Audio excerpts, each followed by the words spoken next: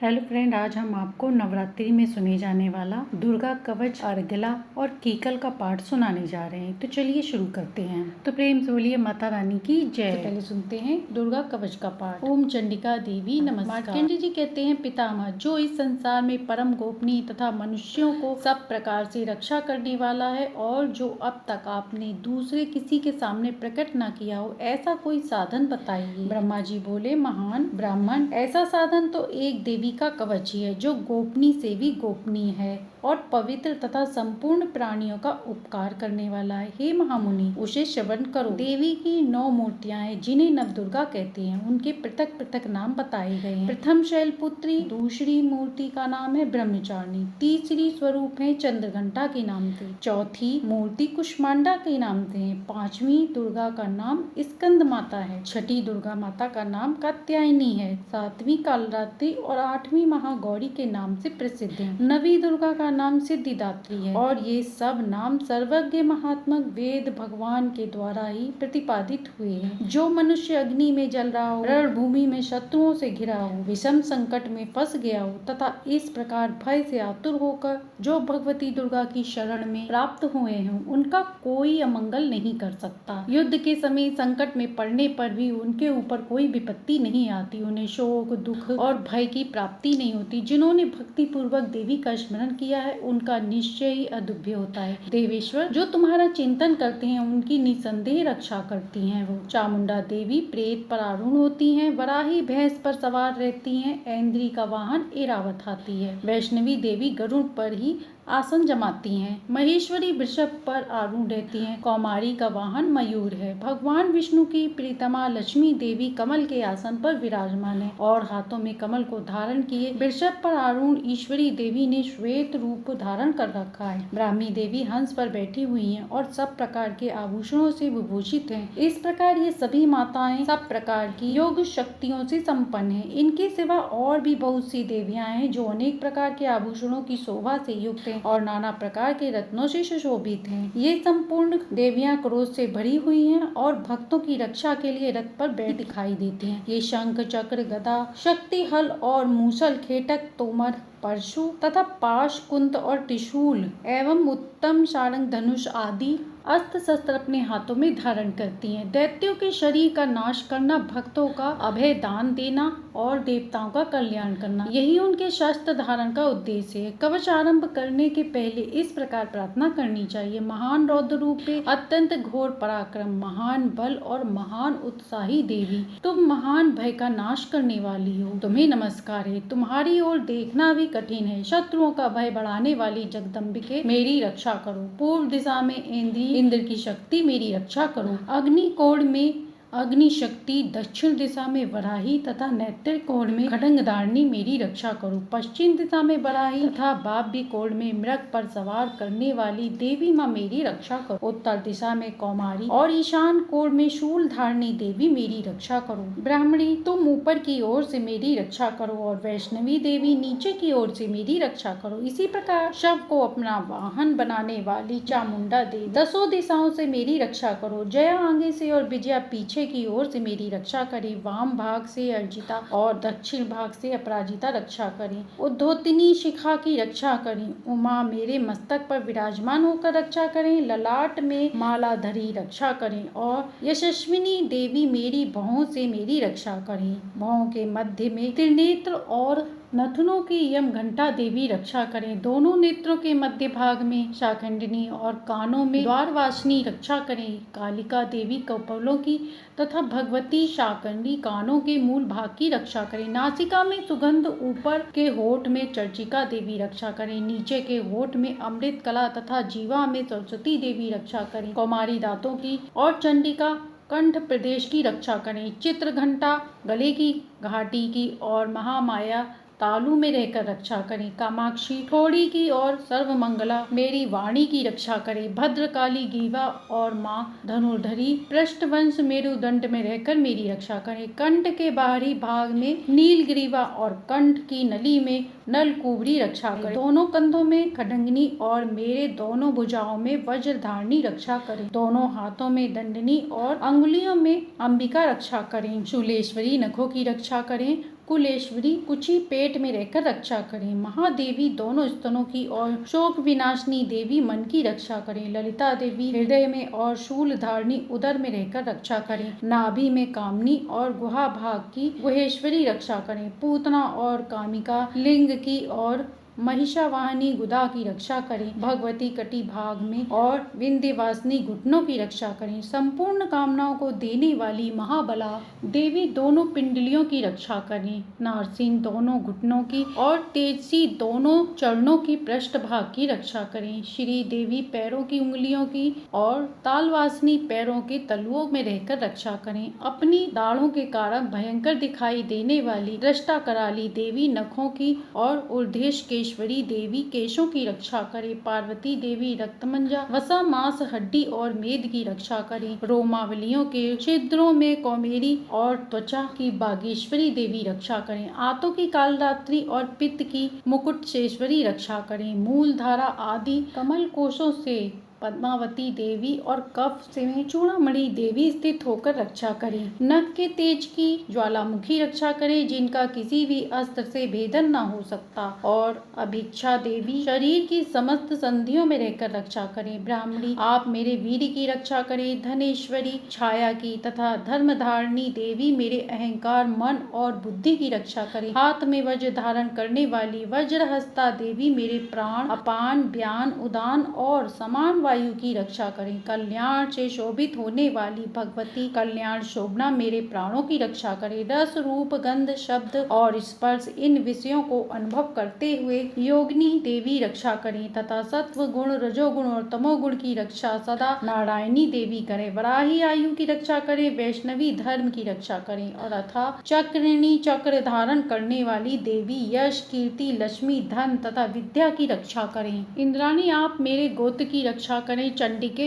आप मेरे पशुओं की रक्षा करें। महालक्ष्मी पुत्रों की रक्षा करें। भैरवी पत्नी की रक्षा करें। मेरे पद की सुप्ता और मार्गी क्षेम करी रक्षा करें। राजा के दरबार में महालक्ष्मी रक्षा करें तथा सब ओर व्याप्त रहने वाली विजया देवी संपूर्ण भयों से मेरी रक्षा करें। देवी जो स्थान कवच में नहीं कहा गया है अतः एवं रक्षा से रहित है, वह सब तुम्हारे द्वारा सुरक्षित हो, क्योंकि तुम विजयशालिनी और पापनाशनी हो। यदि अपने शरीर का भला चाहे तो मनुष्य बिना कवच के कहीं एक पग भी न जाए। कवच का पाठ करके ही यात्रा करे। कवच के द्वारा सब ओर से सुरक्षा मिलती है। जहाँ मनुष्य जाता है वहाँ वहाँ उसे धन लाभ होता है तथा संपूर्ण कामनाओं की सिद्धि होती है। विजय की प्राप्ति होती है। वह जिस जिस अभिष्ट वस्तु का चिंतन करता है उसको निश्चय ही वह मिल जाता है। वह पुरुष इस पृथ्वी पर तुलना रहित महान ऐश्वर्य का भागी होता है। कवच से सुरक्षित मनुष्य निर्भय हो जाता है। युद्ध में उसकी पराजय नहीं होती तथा वह तीनों लोकों में पूजनीय होता है। देवी का यह कवच देवताओं के लिए भी दुर्लभ है। जो प्रतिदिन नियम से तीनों संध्या के समय श्रद्धा के साथ इसका पाठ करता है उसे देवी कला प्राप्ति होती है तथा वह तीनों लोकों में कहीं भी पराजित नहीं होता। इतना ही नहीं, वह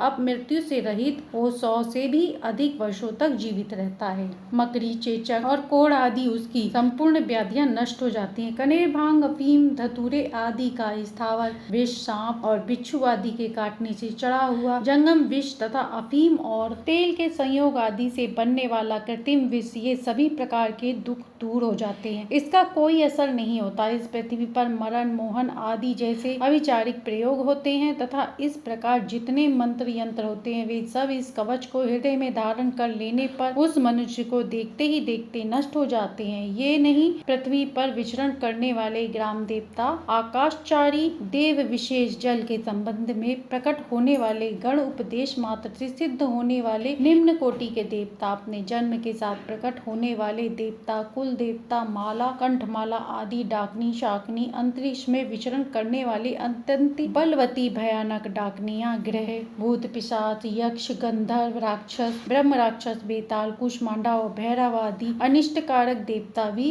हृदय में कवच धारण किए रहने से उस मनुष्य को देखते ही भाग जाते हैं। कवचधारी पुरुष को राजा से सम्मान वृद्धि मिलती है। यह कवच मनुष्य के तेज की वृद्धि करने वाला और उत्तम है। जो पहले कवच का पाठ करके उसके बाद सप्तशती चंडी का पाठ करता है, उसकी जब तक वन पर्वत काननों सहित यह पृथ्वी टिकी रहती है, तब तक यहाँ पुत्र पौत्र संतान परंपरा बनी रहती है। फिर देह का अंत होने पर वह मनुष्य भगवती माया के प्रसाद से उस नित्य परम पद को प्राप्त होता है, जो देवताओं के लिए भी दुर्लभ है। वह सुंदर दिव्य धारण करता है और कल्याणमय शिव के आनंद का भागी होता है।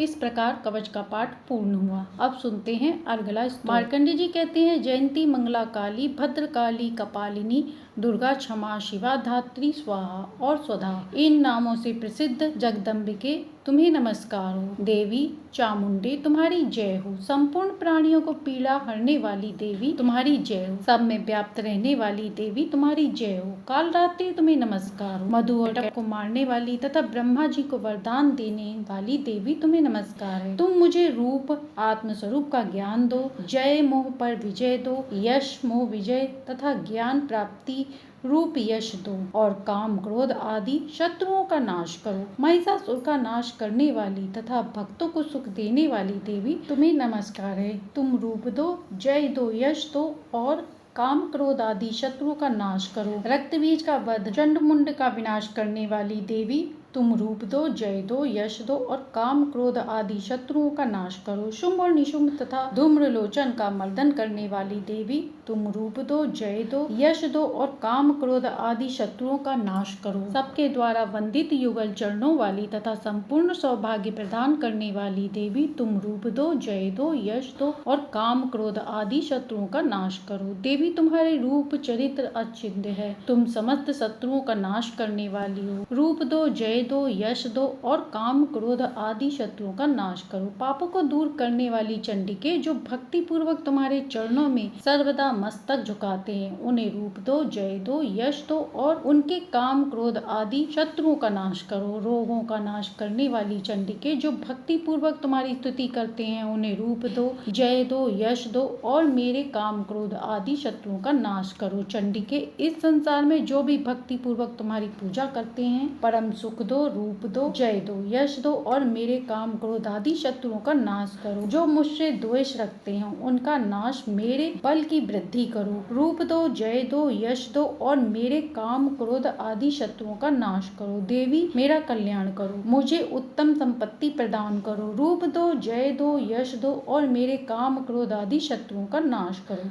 अंबिके देवता तुम असुर दोनों ही अपने माथे के मुकुट की मणियों को तुम्हारे चरणों में घिसते रहते हैं। तुम रूप दो, यश दो, जय दो और मेरे काम क्रोध आदि शत्रुओं का नाश करो। तुम मेरे भक्त जन को विद्वान, यशस्वी और लक्ष्मीवान बनाओ तथा रूप दो, जय दो, यश दो और मेरे काम क्रोध आदि शत्रुओं का नाश करो। प्रचंड दैत्यों के दर्प का दलन करने वाली चंडिके मुझ शरणागत को रूप दो, जय दो, यश दो और मेरे काम क्रोध आदि शत्रुओं का नाश करो। चतुर्भुज ब्रह्मा जी के द्वारा प्रशंसित चार भुजाधारिणी परमेश्वरी तुम रूप दो, जय दो, यश दो, मेरे काम क्रोध आदि शत्रुओं का नाश करो। अंबिके भगवान विष्णु नित्य निरंतर भक्ति पूर्वक तुम्हारी स्तुति करते हैं। तुम रूप दो, जय दो, यश दो और काम क्रोध आदि शत्रुओं का नाश करो। हिमालय कन्या पार्वती के पति महादेव जी द्वारा प्रशंसित होने वाली परमेश्वरी तुम रूप दो, जय दो, यश दो और मेरे काम क्रोध आदि शत्रुओं का नाश करो। सचीपति इंद्र के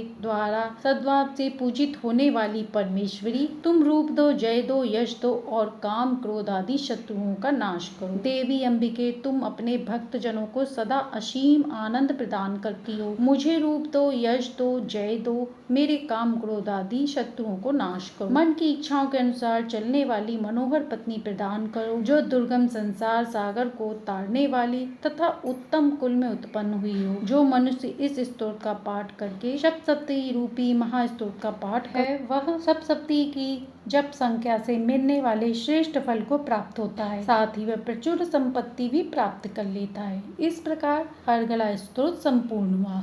आइए अब सुनते हैं कीकल का पाठ। मार्कंडेय जी कहते हैं, विशुद्धि ज्ञान ही जिसका शरीर है, तीनों वेद ही जिसके तीन दिव्य नेत्र हैं, और जो कल्याण प्राप्ति हेतु तथा अपने मस्तक पर अर्धचंद्र का मुकुट धारण करते हैं, उन भगवान शिव को नमस्कार है। मंत्रों का जो अभिकीलक है, अर्थात मंत्रों की सिद्धि में विघ्न उपस्थित करने वाली साप रूपी कीकल का जो निवारण करने वाला है, उस सप्तशती स्तोत्र संपूर्ण रूप से जानना चाहिए और जानकर उसकी उपासना करनी चाहिए। यद्यपि सप्तशती के अतिरिक्त अन्य मंत्रों के जाप से भी जो निरंतर लगा रहता है, वह भी कल्याण का भागी होता है। उसके भी उच्चाटन आदि कर्म सिद्ध होते हैं तथा उसे भी समस्त दुर्लभ वस्तुओं की प्राप्ति होती है। तथापि जो अन्य मंत्रों का जप न करके केवल इसी नामक स्त्रोत से ही देवी की स्तुति करते हैं, उन्हें स्तुति मात्र से ही सच्चिदानंद स्वरूपनी देवी सिद्ध हो जाती हैं। उन्हें अपने कार्य की सिद्धि के लिए मंत्र, औषधि तथा अन्य किसी साधना के उपयोग की आवश्यकता नहीं है। बिना जप के ही उनके उच्चाटन आदि समस्त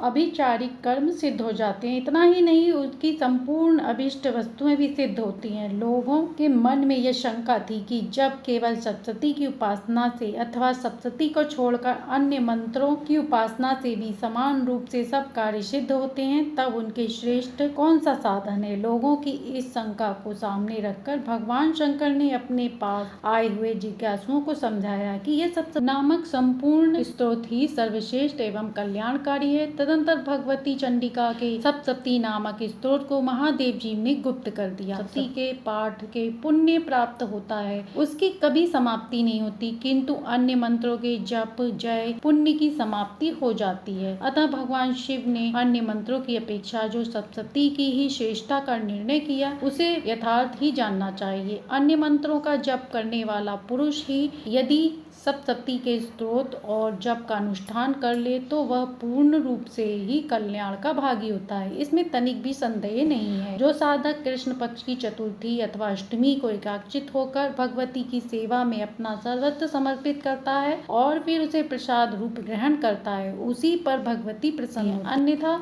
उनकी प्रसन्नता नहीं प्राप्त होती। इस प्रकार सिद्ध के प्रतिबंध रूपक कीकल के द्वारा महादेव जी ने इस स्तोत्र को किलित कर रखा है। जो पूर्वोक्त रीति से निष्कीलन करके इस सप्तशती स्तोत्र का प्रतिदिन स्पष्ट उच्चारण पूर्वक पाठ करता है, वह मनुष्य सिद्ध हो जाता है, वही देवी का पार्षद होता है और वही गंधर्व भी होता है। सर्वत्र विचरते रहने पर भी इस संसार में उसे कहीं भी भय नहीं होता। वह काल मृत्यु के वश में नहीं पड़ता तथा देह त्यागने के बाद मोक्ष को प्राप्त करता है। अतः कीलन को जानकर उसका परिहार करके ही सप्तशती का पाठ आरंभ करें। जो ऐसा नहीं करता उसका नाश हो जाता है। इसलिए कीलक और निष्कीलन का ज्ञान प्राप्त करने पर ही यह स्तोत्र निर्दोष होता है और विद्वान पुरुष इस निर्दोष स्तोत्र का ही पाठ आरंभ करते हैं। स्त्रियों में जो कुछ भी सौभाग्य आदि दृष्टिगोचर होता है, वह सब देवी के प्रसाद का फल है। अतः इस कल्याणमय स्तोत्र का सदा जप करना चाहिए। इस स्तोत्र का मंद स्वर में पाठ करने पर स्वल्प फल की प्राप्ति होती है, उच्च स्वर में पाठ करने पर पूर्ण फल की सिद्धि होती है। अतः उच्च स्वर से ही इसका पाठ आरंभ करना चाहिए। जिनके प्रसाद से ऐश्वर्य, सौभाग्य, आरोग्य, संपत्ति, शत्रुनाश तथा परम मोक्ष की सिद्धि होती, उस कल्याणमयी जगदम्बा की स्तुति मनुष्य क्यों नहीं करते। अर्थात ऐसी कल्याणमयी माँ जगदम्बा की स्तुति एवं आराधना हर मनुष्य को करनी चाहिए। तो प्रेम से बोलिए माता रानी की जय। तो ये थी नवरात्रि पे सुनी जाने वाली देवी कवच, अर्गला स्तोत्र और कीकल। जो भी नवरात्रि के दिनों में इनका पाठ करता है, उसे दुर्गा शक्ति के फल का पूर्ण फल प्राप्त होता है। यदि हमारा पाठ पसंद आया हो तो लाइक सब्सक्राइब करें।